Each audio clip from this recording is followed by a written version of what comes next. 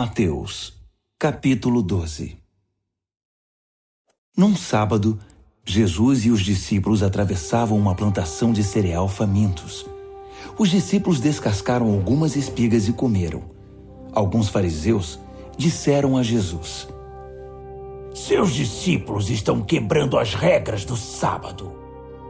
Jesus reagiu: "É mesmo? Vocês nunca leram o que Davi e seus companheiros fizeram quando estavam com fome? Ele entrou no santuário e comeu pão fresco do altar que ninguém podia comer, senão os sacerdotes.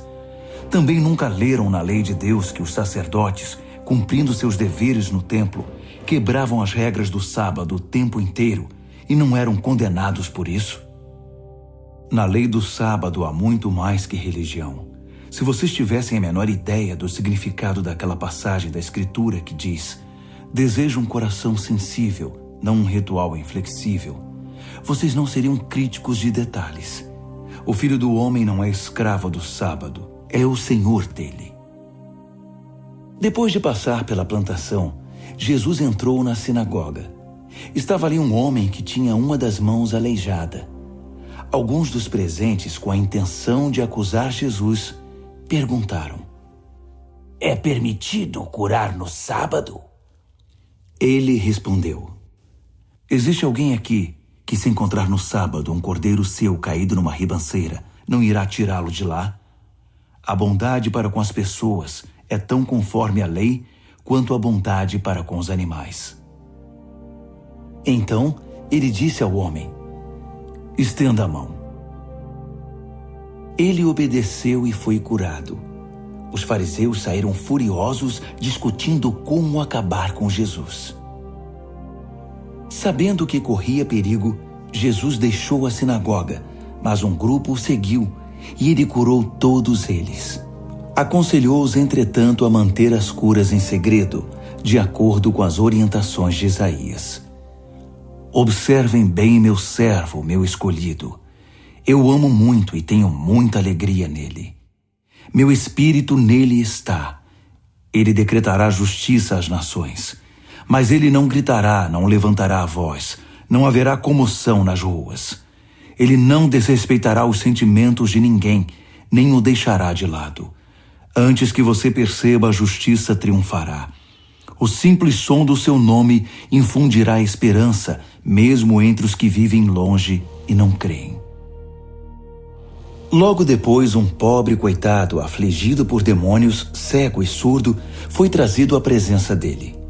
Jesus o curou, dando-lhe visão e audição. O povo que viu isso ficou impressionado. "Esse tem de ser o filho de Davi", diziam. Já os fariseus, quando souberam do acontecido, reagiram com ceticismo. "É magia negra", disseram. "Ele tirou algum truque diabólico da manga."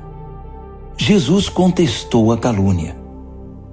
Um juiz que emite vereditos opostos sobre a mesma pessoa cai em contradição. Uma família que vive brigando se desintegrará. Se Satanás expulsa Satanás, não irá se destruir? Se vocês me caluniam afirmando que sou um demônio que expulsa demônios, a mesma calúnia não se aplica aos exorcistas de vocês? Mas se é pelo poder de Deus que expulso demônios, então com certeza o reino de Deus está aqui. Acham que é possível, em plena luz do dia, entrar na casa de um homem forte e acordado e roubar seus bens sem amarrá-lo primeiro? Amarre-no e então poderão roubá-lo. Isso é guerra e não há território neutro. Se vocês não estão do meu lado, são meus inimigos. Se não ajudam, estão atrapalhando. Não há nada dito ou feito que não possa ser perdoado.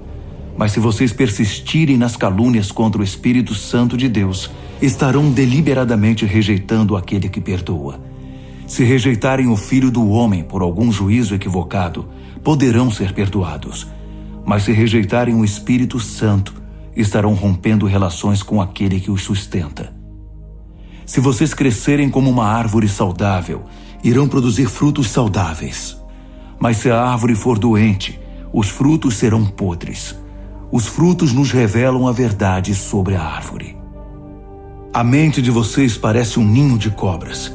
Como dar crédito ao que dizem? já que são tão tolos. É o coração, não o dicionário, que dá significado às palavras.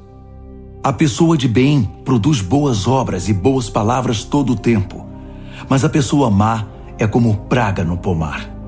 Permitam-me dizer uma coisa: cada uma dessas palavras impensadas voltará para assombrá-los. A hora da prestação de contas vai chegar. As palavras são poderosas. Levem-nas a sério.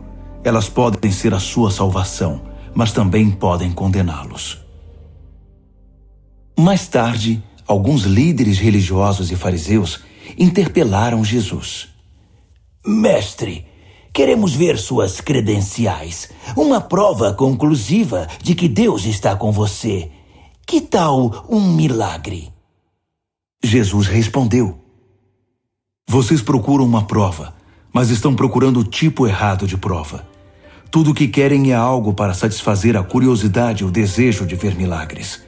A única evidência que terão é a que se parece com uma total ausência de provas: o sinal de Jonas. Assim como Jonas ficou 3 dias e 3 noites no ventre do peixe, o Filho do Homem, por 3 dias e 3 noites, será posto numa cova profunda.